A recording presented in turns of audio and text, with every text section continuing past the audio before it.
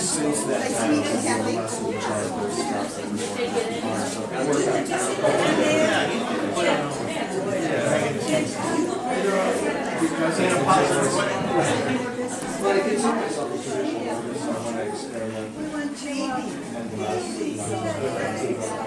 Richard came into the gallery armed with a portfolio of his work. I had not met him before. He had just moved here when? Last year? That would be late October 2015. 2015.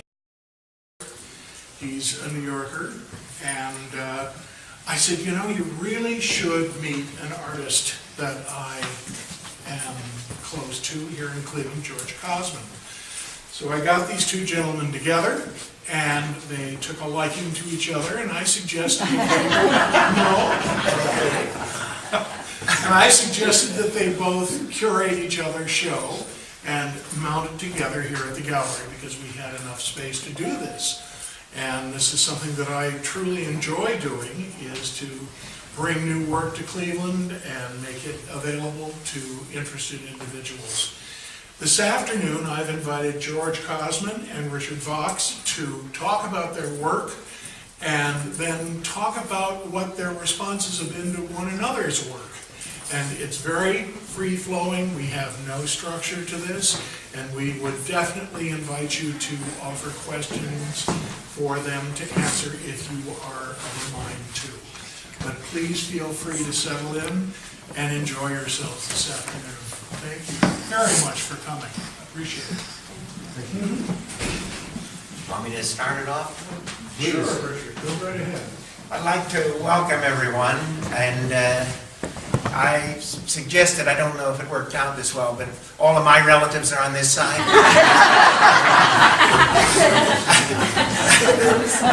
The green side. No, I'm just so pleased that so many of you come. I know we sent out some Facebook stuff and some emails and yeah, some but other stuff. But I was going to give you all the credit. Oh, but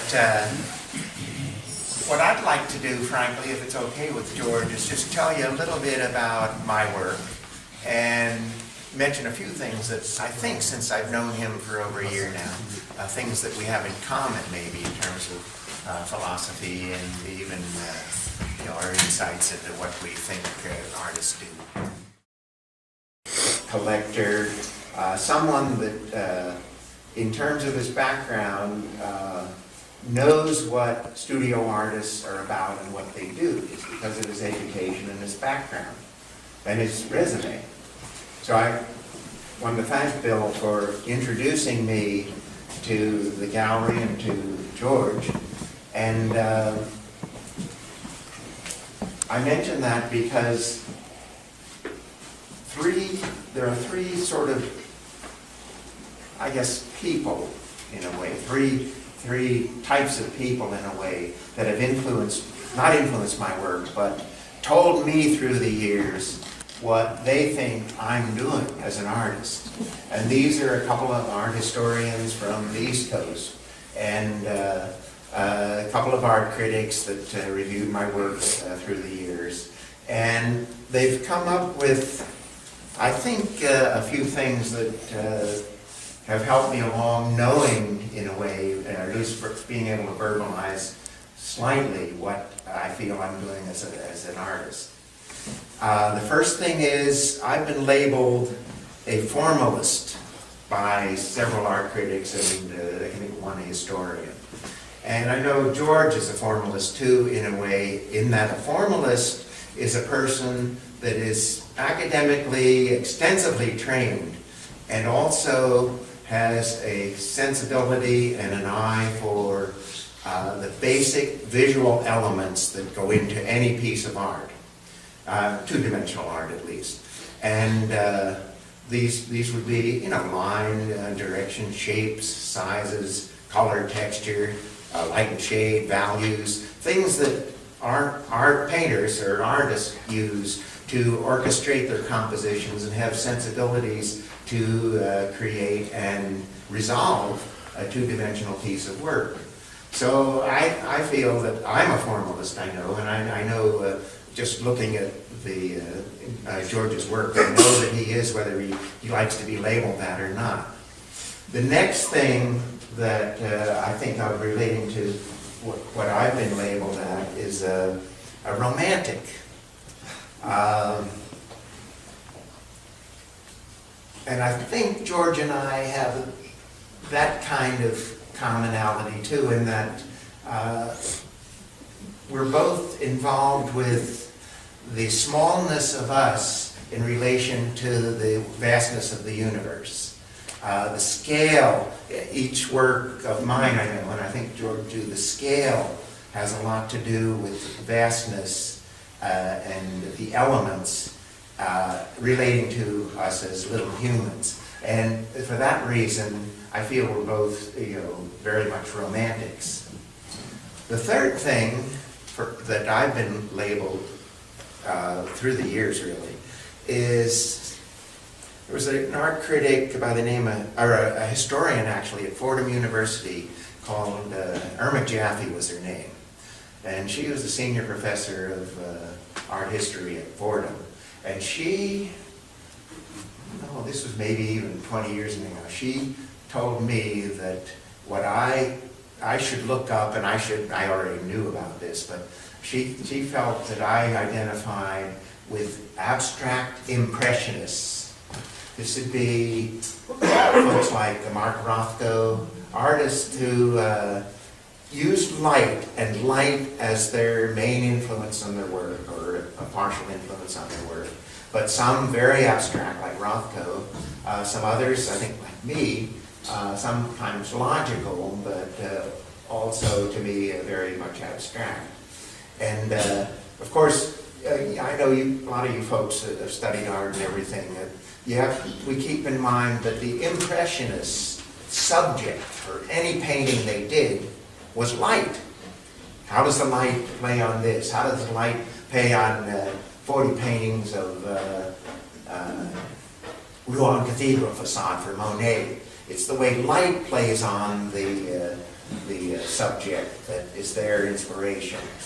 And so I feel I'm very much an abstract impressionist in that, to give you an idea, all of my works here that you see are created intuitively, really. They're not logical scenes to me. I start them very loosely, and by manipulating the media, end up with a resolved composition after working with my intuition and until I can get to the point where my work is resolved formally to me, and I feel it's a finished piece of work. So I just wanted to share that with you, and I appreciate George letting me speak first, because I did think of these things, that we do have a lot in common, and again, Bill Tregoning spotted that right away. We never knew each other. He grew up in Switzerland, and I grew up on Long Island, but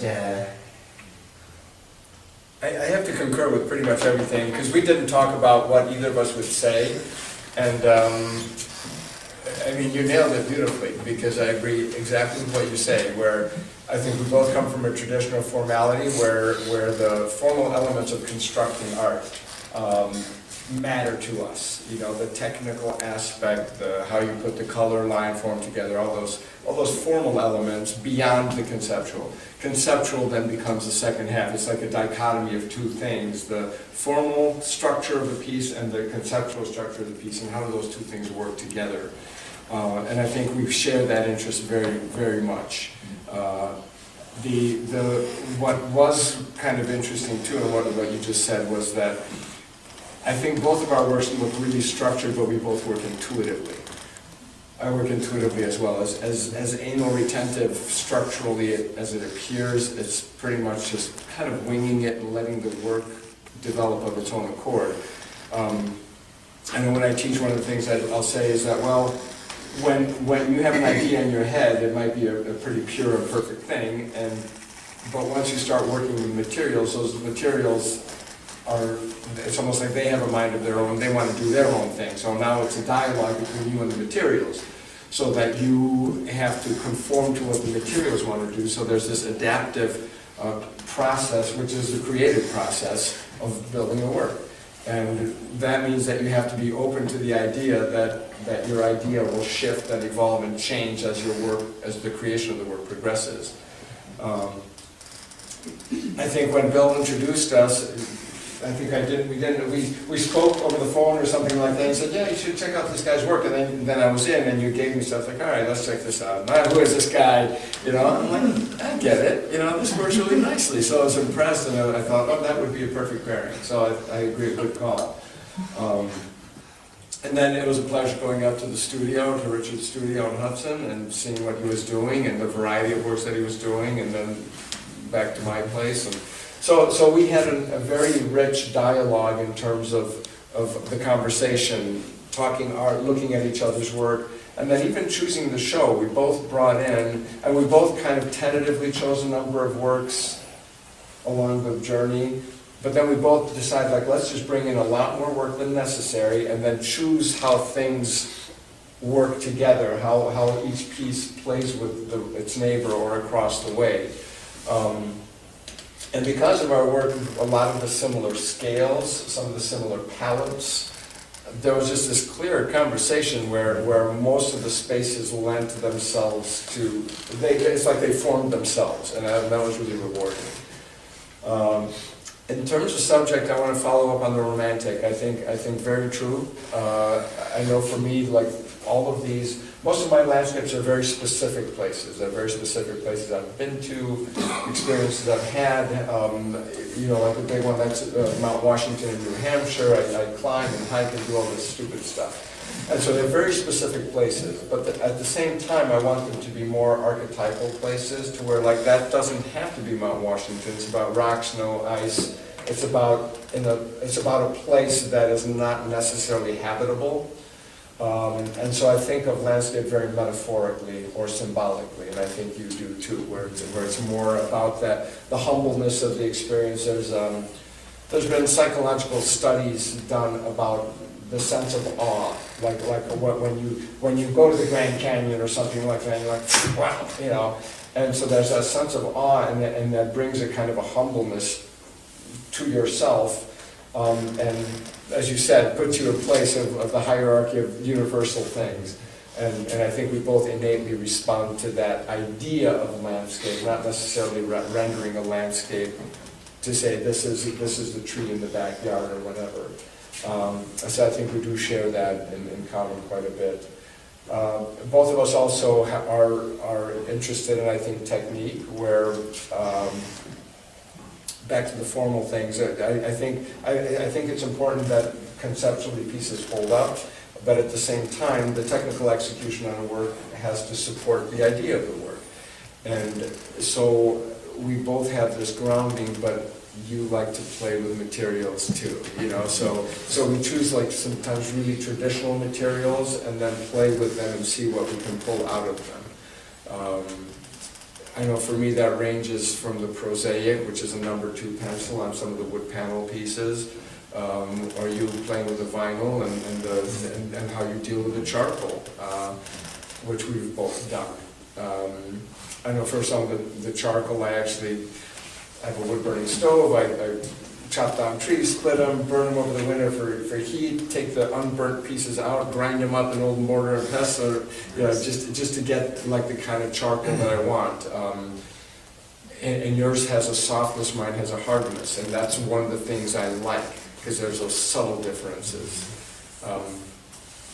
Well, relating to the world of charcoal, I think one thing that sort of fascinated me with this guy is he does grind up his own, was it maple? You burn Yeah, I've got a lot of maple trees. Creates his own charcoal.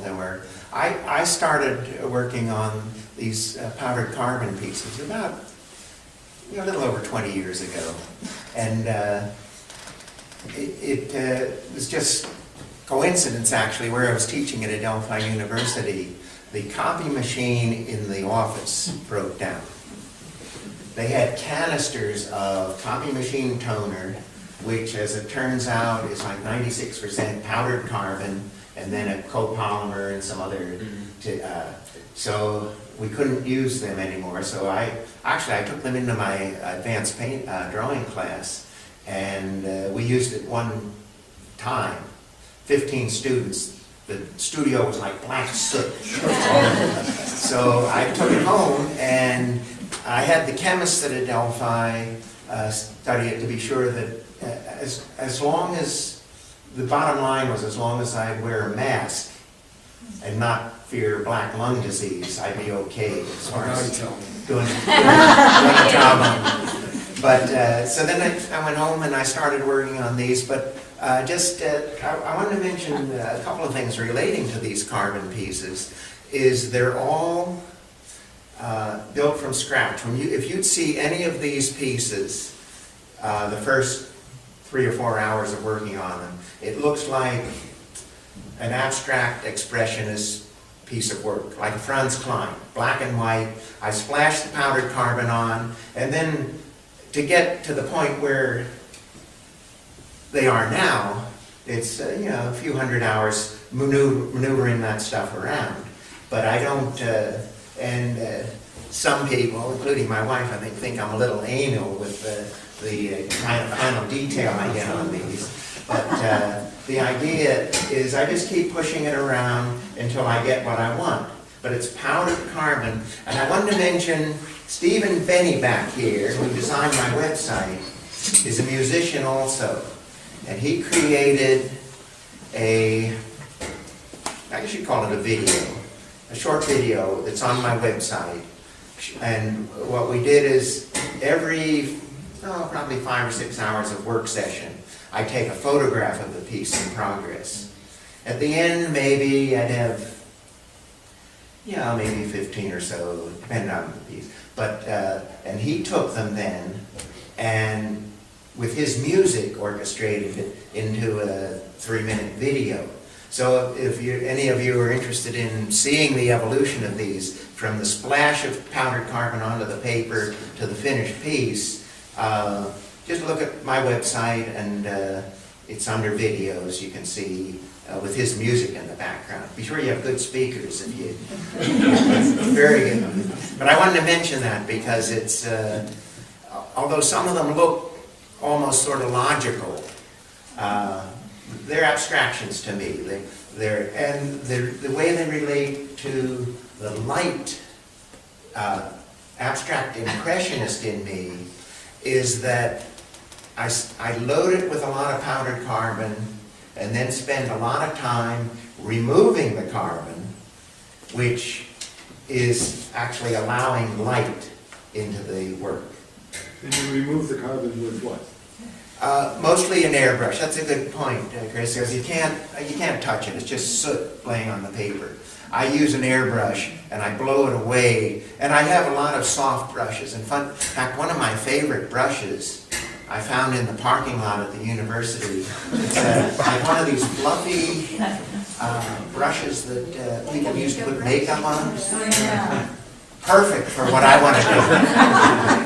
But a lot of the highlighting, again, where I introduce light into the work, is accomplished with the airbrush, about 20 pounds of pressure, and just drawing the light. The carbon's already down, now I draw the light. It's more like painting. Yeah. But then, Richard, you have to fix it, do you not? Pardon? When you're done. When it's like a charcoal drawing, really. It's worked into the. I do these large ones all on a 4-ply museum board, and it's like a charcoal drawing. I spray fix it. Oh, I see. Yeah, I spray fix it just as you would a charcoal drawing.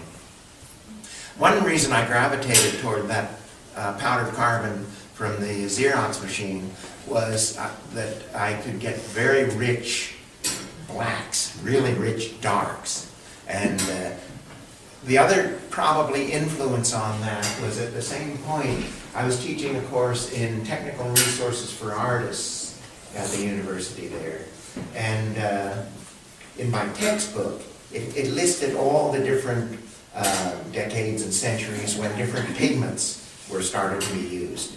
And for carbon, They just mentioned ancient. I thought of the prehistoric caves. Right, right. And that's it. That's exactly what I need to do my compositions. Something that, is just ancient. It's primal. Yeah. But I wanted to share that with you while George was mentioning about the media and the charcoals. I respond to that too, because that's one of the things I like about charcoal too.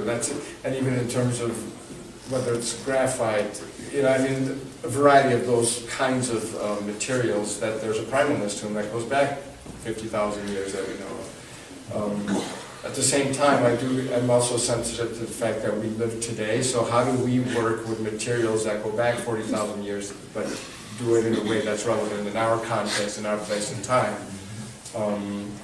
I know for me, to that end, where the materials of things like plywood, artists have been doing work on board for hundreds of years. I've recently been playing around with digital, making art digitally, which was a personal challenge for how do you make art without drawing or painting? So for me that was kind of a challenge. But where that took me was an interest in topographical maps, which I've been dealing with all my life because of hiking and climbing and all that stuff.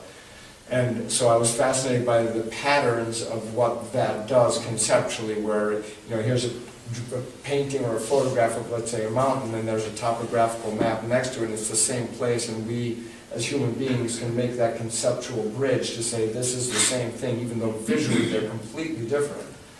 And so that idea, I was only able to kind of explore that digitally, and I never kind of did it by hand, but it took me to the plywood. To where the patterns in the plywood, instead of showing elevation marks, they're showing time. And so there's this conversation between old materials and new materials, which I think is very akin to the formal and conceptual aspect that we both kind of play off of. But if you guys have questions, It seems that accident and fate plays a part in both of your explorations. I think so. What? Like accident, serendipity. Maybe just knowing when you're lucky.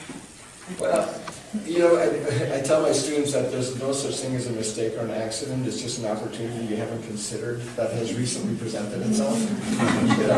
In artists, where they call it working intuitively. Out in the business world, they call it making mistakes. Yeah, I think, yes. I know that mine are probably a little bit more structured to start than yours. Maybe not, I'm not sure. Especially when I have a specific place that I'm doing. But then, that to me, any kind of reality is just a starting point, because I always feel that what we end up creating, that's the reality. So whatever its root inspiration was, whether it was a specific place or image, is no longer relevant. This is what's left, And so whether that's coming from a place of just intuitive working and serendipity and putting things together, or whether it had a more specific starting point, doesn't really matter. I think the process, to me, would be a similar process of okay, it's got to be heavier here, lighter here. Does the concept hold up? How are the materials interacting and things like that? So then on the other end of that, how do you know when you're finished? Doing a piece of work. Well, how do we know when they're finished? There was this great line in Amadeus, 20-year-old Mozart film, where they said, there's too many notes. It's no, there's no, you can't add one and you can't take one away, And so for me, I know this piece kind of is done, where I can't add anything, I can't take anything away. Having said that, sometimes a couple of years go by and you're like, I can add things. That painting sucks. So I think that sometimes with time and distance, you might have a different perspective on it. And then that's a personal dilemma. Do you paint over it? This is a great substrate. Or do you say, that's the decision I made then, and I think it was the right one for that person who made that decision 2 years ago or 5 years ago. But I don't know. Well, I know exactly what you're saying, and the bottom line, working the way that we do, is you keep working. If we thought, for instance, about the hourly wage we get for creating one piece. Both It'd be pennies. like, it's at $3 an hour or something. Damn! You're buying Time-wise, the drinks. you can't think about the time element there. You make me think of a couple of things, actually, if you don't mind me mentioning it. One is, with the charcoal works, working intuitively, I've had several through the years that just haven't worked out. Oh, yeah. They get too dark, too overworked, just to the point where I can't even highlight with my 20 pounds of air pressure on my airbrush. But I can think of one, actually. It's in a collection in Boston right now that for some reason I kept. It was on 4-ply museum board, really dark. I thought for sure I lost it, but it was back in my studio. And there was just something about it that I thought, well, I'm not going to chuck it yet. And maybe a couple of years later, I pulled it out and started working on it a little bit. And it was very dark, though. And but there's something, this little glimmers of light and this and that. I kept working at it. And it ended up being a nice piece. This is, R.J. Buckley owns this one in Boston there. But it just very dark. But I got it to the point where I felt it was resolved, and I just called it Nocturne. I think I agree with you, where there are works where, like, you know what, this stuff burns pretty well, you know. So there's works that just never leave the studio. On the other hand, it's almost like a pride thing. I remember doing a canvas many years ago.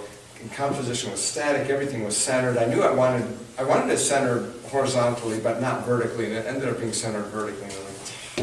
You know, and there was like this stuff on the bottom and whatever else, and finally I kept looking at it, I put it away for a couple months, I pulled it out, it still wasn't doing it, ended up cutting it, and it became a diptych, like a horizontal diptych, and it's like, that works, you know. So I think that, which gets back to your point, sometimes the work might be complete or it might be incomplete, you can't quite figure out how to complete it, where it's not quite right, whether it's too dark or the proportions are wrong or something, but then it almost becomes, speaking for me, it becomes like a personal challenge. Like, don't piss me off, man. Where how will you make this work? And sometimes you can't. Sometimes it's just overworked, like you said. It's muddy. It's just, you know. But there is times where, like, I'm gonna work this until something evolves out of it. I'm gonna pull that germ of an idea that is still good. I need to find it and pull it out. Yes? There's something about the sensibility of your paintings that is a little akin to, I'm thinking of things like Frederick Church sketchbooks. So I am curious as to whether you make sketches for your compositions, and also if you see artists such as the Hudson River School as being an influence, very different. Good questions. I think you had mentioned art history. I think we're all in this stream of people that have influenced us. And there's things that I know that I'm tapping into that I don't even know I'm tapping into. Like I did that one digital piece, and it's like a Japanese print. Japanese prints never directly influenced me. I've seen them. We've gone to art shows and museums and things like that. So I think sometimes we experience things, see things, and they get put away somewhere, and then they come out sometimes unintentionally. That was definitely not intentional for me, but it came out, I was like, wow, I really like the way that makes that reference point. In terms of sketching, I actually don't. I do sketches, so even when I do some really big canvases, for most of the things I do, I mentioned the words, the germ of the idea. My sketch will literally be like a 2-inch thumbnail, like, oh, okay, let's start, you know. And partly because, as you mentioned, the accident, you talked about the intuitive process where I don't want to resolve it too specific in the series of sketches. I want those to just be like reference points for starting the idea and evolving it in the process of working it. So you're not sketching in your tent in the White Mountains? No. But you know what? Not to get into that thing, but like serious hiking and climbing and things like that is very much like making art, because you define the path that you're going on, but then stuff happens, and so and you're very focused in the moment. So I think they're both very purifying experiences. The artist that you mentioned, like Hudson River School, I think the romantic in both of us responds to the romantic ideals that a lot of those artists like Church had. The symbolic nature of landscape and humanity's relationship to landscape and things like that.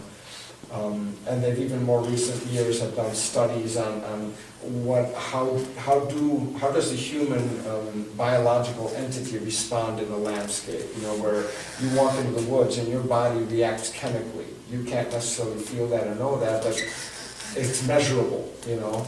And that's different from, let's say, when you're out in altitude, where your body reacts again differently, sometimes severely and unpleasantly.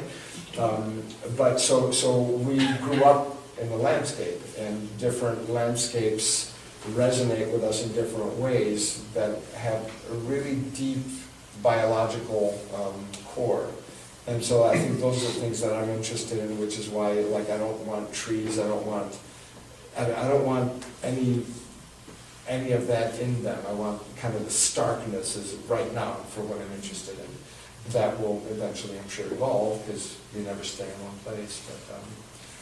But yeah, sketches, sometimes I've felt guilty over the years of not doing enough sketching. You know, where like they're saying, well, artists should sketch more, you know. But I do feel that sketching can be one way, but it's really like paying attention. Sometimes, like I've done a lot of drawing on toned paper, where it's like you're working from the gray and you're working darker and working lighter. And my argument for that is always like, well, it's already half done. All you got to do is find the darker areas and the lighter areas. It's mostly already there, you know? So that's how I kind of feel about the plywood too. It's mostly already there. I just have to find the darker areas and the lighter areas, you know? It's a follows along with Michelangelo's. The work will tell you what to do. Like the marble will tell you what to do. Right. I'm not a bad act to follow, right?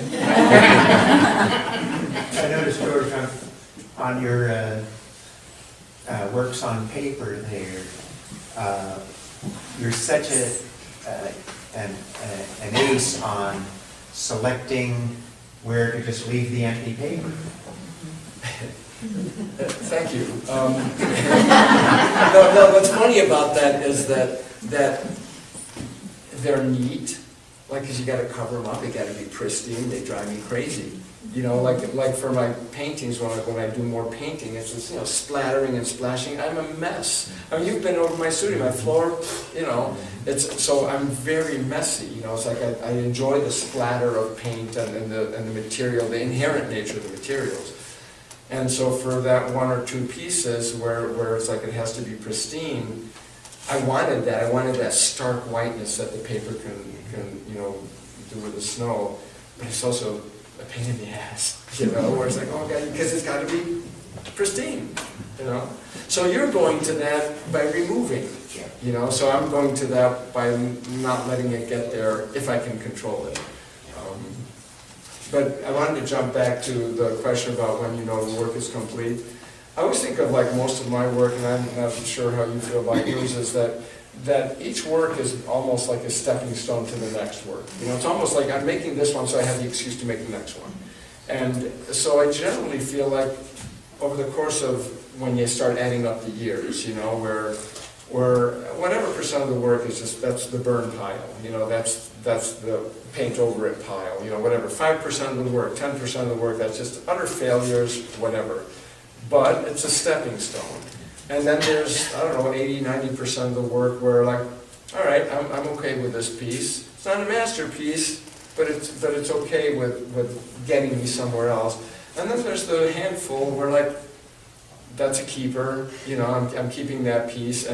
But I tend to think of them very much as, like I feel like I can't resolve everything in one piece. So I resolve a piece as far as I can resolve that piece. It's complete. And then whatever I didn't resolve in that piece might be resolved in the next piece in a different way. And I wanted to just follow up that in terms of when you know a piece is done.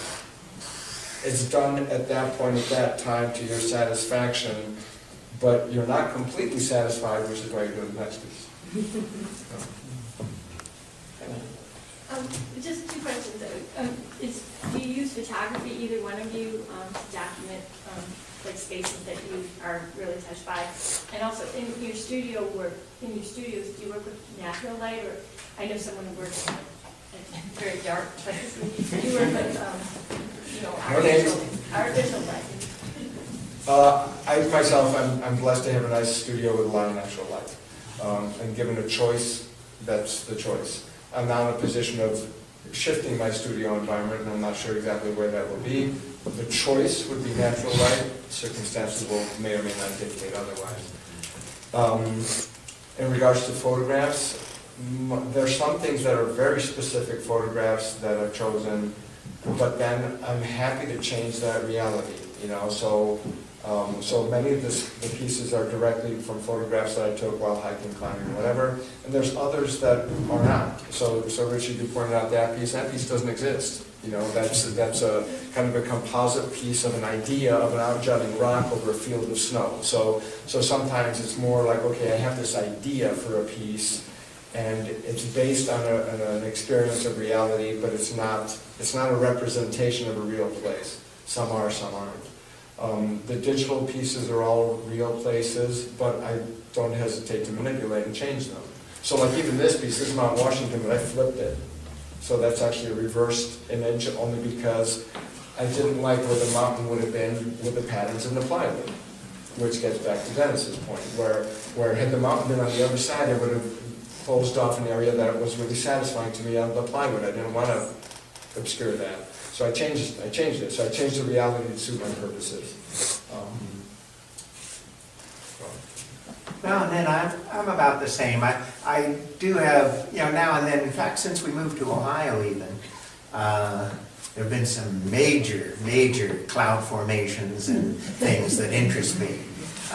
You'd never find whatever photo I took in my final composition, but there is an inspiration there, just caused by especially the cloud formations.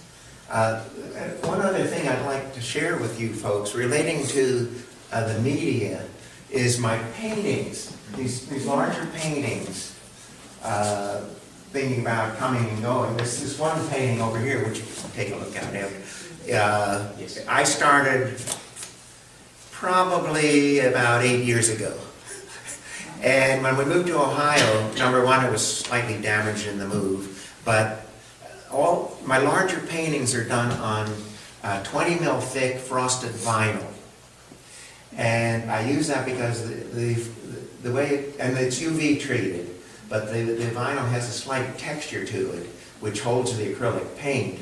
But each of the larger paintings are two stretched surfaces. The back surface is about generally a ½ inch behind the front surface. And the idea through the years, I've been doing that kind of approach since the middle 1970s maybe with my acrylic paintings. But the idea is sort of an exaggeration of the traditional oil glaze technique where you have layers of transparent color where the light penetrates, reflects off the back underpainting, and you get that luminosity. Well, that's the abstract impressionist in me. I just exaggerated and made the space between the front surface and the back surface about a ½ inch usually. You might take a close look when we can walk around. But the other thing I wanted to mention, relating to what George was talking about, that sometimes one is a stepping stone to the next, and sometimes I've had several that don't work out. And on these transparent pieces, if I build it up with too much, I have an idea, and build it up with too much paint that's too opaque, and it loses that top surface transparency, I have to chuck it. And vinyl doesn't burn as well. It does. Well, but to give you folks, I mean, a lot of you are artists, so but just a little comment on the situation of the artist in society. One time, this is when we lived on Long Island, I had maybe 5 or 6 sheets of this frosted vinyl that just didn't work out for me. Rolled them up, put them in the garbage. I'm out, and I just happened to be putting it out there when the garbage truck came by, the guy says to me, because they're all these beautifully, colored pieces of vinyl, he said to me, "You in the shower curtain business?" It's the hardest dealing with that. Context is everything. Steve? So when you're creating these pieces, are you taking in, like, let's just say this piece right here where the light can go through it, right? The standing piece right here. Oh, yeah. Are you taking into account when natural light or when not? Oh, no, but I'm glad you asked that. I forgot to comment on, with my studio, I try to balance the lighting. I have fluorescents, but I also have, where I paint now, I have 3 120 watt incandescents. What I try to do is balance the lighting, because usually, every place that I've ever shown my work, it's not natural light. It's usually, spotlights or incandescent, or very seldom you see fluorescent light in a gallery. But, so I just try to balance it, because the fluorescent generally, at least those I have in my studio, are a little bit toward the cool side, so I balance it with some warm light for the incandescent bulbs, try to keep it neutral. And, that way, and on these freestanding pieces, of course, my idea was sort of even a more exaggeration of my paintings, where I paint them on 1/8" acrylic sheets, and there are 2 sheets, but lit from both sides, so that there's almost like the feeling of light coming from the back of the work. This one, this other. Full of layering. There is, of the works that we can see how we're seated here, there's a layering of information in this piece that's unlike the others on our immediate view. And I'm curious, is this something new, what the sourcing is? Yeah, so this is one of the digital pieces, so I've been screwing around with that for the past 2 years or so. And so what I do is basically I'm taking topographical maps, but there's a variety of kinds of topographical maps. There's satellite images, there's topographical maps, there's geological maps that show what's actually underneath the ground, or the mineral composition and such. And so I'm playing off like what's on the surface, what's underneath, and how do we perceive that. In terms of the layering, I realized that, well, I can kind of play with the picture plane, the vertical and horizontal axis of the piece, and just kind of create these separate vignettes where, like, some of the patterns of, let's say, the mountain is repeated in unexpected places, or parts of the topographical map in flipped proportions or whatever. And I also leave all the information on the topographical map in there. So you can read it sometimes. Sometimes I reverse it, so it's not about being specifically able to read it, but to understand that this is all computer generated. So I wanted, back to what I mentioned before, I want the charcoal to look like charcoal. I want wood to look like wood. I want digital to look like digital. So like the integrity of materials. One of the things that I found fascinating when we started hanging the show or putting things out is that my digital stuff has a lot of this kind of division, this vertical and horizontal division. And so does Richard, and even the more subtle ones with the clouds. And so there was kind of this fascination, like, how interesting, and there was a couple other digital ones where we were laying them out and putting next to each other. It's like, you're doing the same thing, So it was this idea that we're both kind of blocking out and composing our landscapes and creating windows to them in this weird formal way. That was in an exhibition in Massillon. No, I did a digital piece for Massillon. It was mixed media at the Massillon Museum, yes. It was the exhibition that was responding to their collection? Yes. So I was wondering if that was an impetus to it. So I was already playing around with digital works at that time. So when I was asked to participate in that exhibition, I wasn't sure how I wanted to do it yet, and so I ended up doing 2 versions, one that was half digital and one that was painted and digital, so it was mixed media. But the idea, like, I've always understood my own, like, we all have strengths and weaknesses. And one of my strengths and weaknesses is drawing. You know, it's like, yeah, I can draw and it's a good cornerstone, but that, you know, you never want your strength to be a crutch.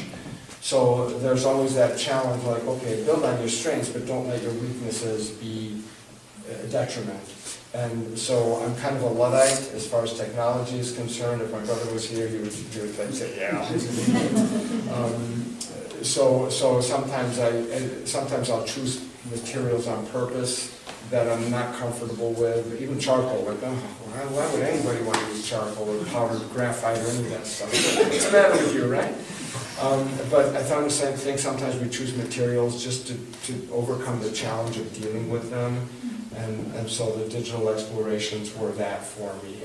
And then the layering possibilities that the digital medium offers, which are different than the layering possibilities of working hands-on.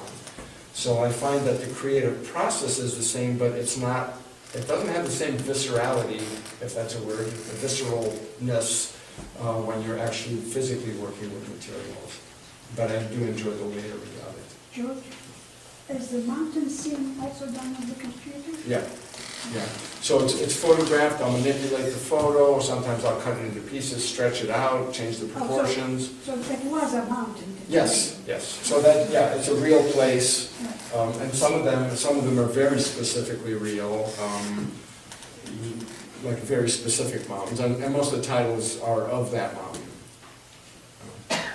On the heels of your comments about layering, I wanted to ask Richard, you have these geometric, sort of ghost geometric imagery in your pieces. Can you address that or talk a little bit about that? Yeah, sure. Looking at those first two on that wall,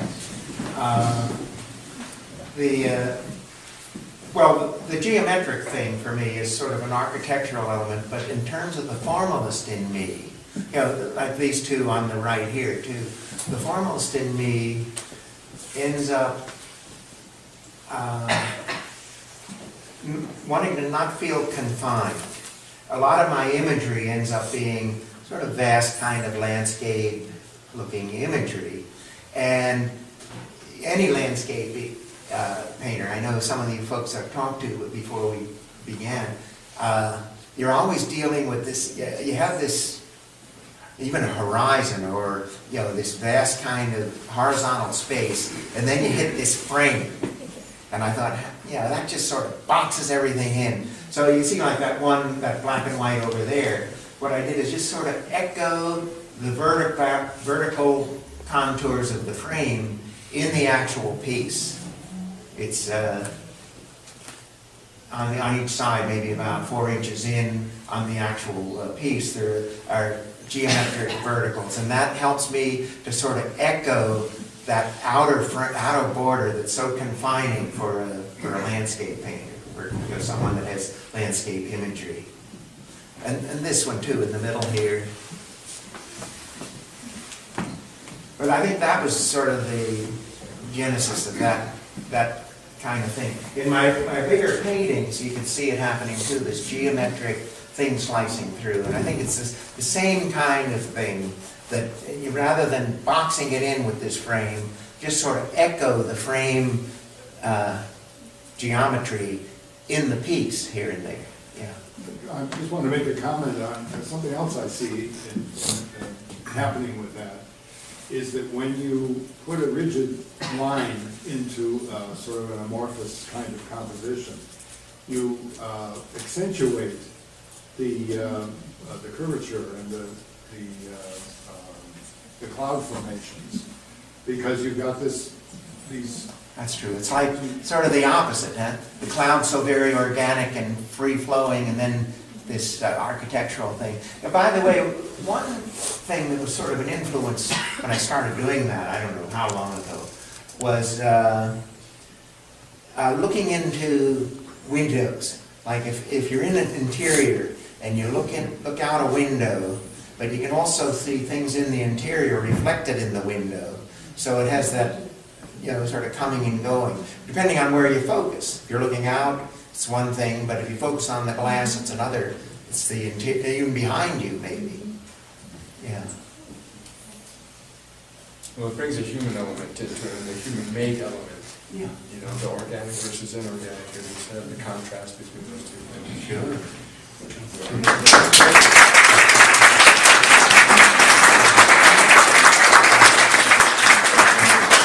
Thank you very much for being here, and Bill, thank you for putting the show together, and having the vision to put us together, and Thank you very much. Thank you to Bill. I was going through the listing for the show and this and that, just trying to be sure I remembered my titles and everything, and just when you're talking about specific pieces. But I came across the reality that the last time before this that I showed in Northeast Ohio was at the Butler Institute of American Art in 1968. That's the last time I showed in Northeast Ohio. so you're long overdue. Oh, yeah. I have enjoyed coming in the mornings and turning on the lights and just having all of this to myself. It is a great pleasure to have both of these individuals' works here. And I would lean toward the identity of being a formalist myself in my tastes. And those of you that have been regular visitors here can see that possibly reflected in the artists that we show and that I have put our focus behind. This, for me, has been such a pleasure to have Richard's work here, that I've been able to see it instead of from photograph, or in the studio, and the same with George. And I felt right from the get-go that both these men speak through their works in language that the other seems to respond as well. And I wanted to see how this blending in one space would work, and I felt that it's worked very well. I feel that there's an edginess to the collision of one vision with another, which I very much like, but that basically they are responding to the same root of compositional ideas, and that their technical approach is developed over the years that they have been working as artists. And I felt that Richard's work was so impressive that I wanted it to be seen here in Cleveland, in this space. And I had talked to George about a show for a number of years now, but this was an idea that he took to as well. And so having this opportunity to have them both here gives me great, great pleasure.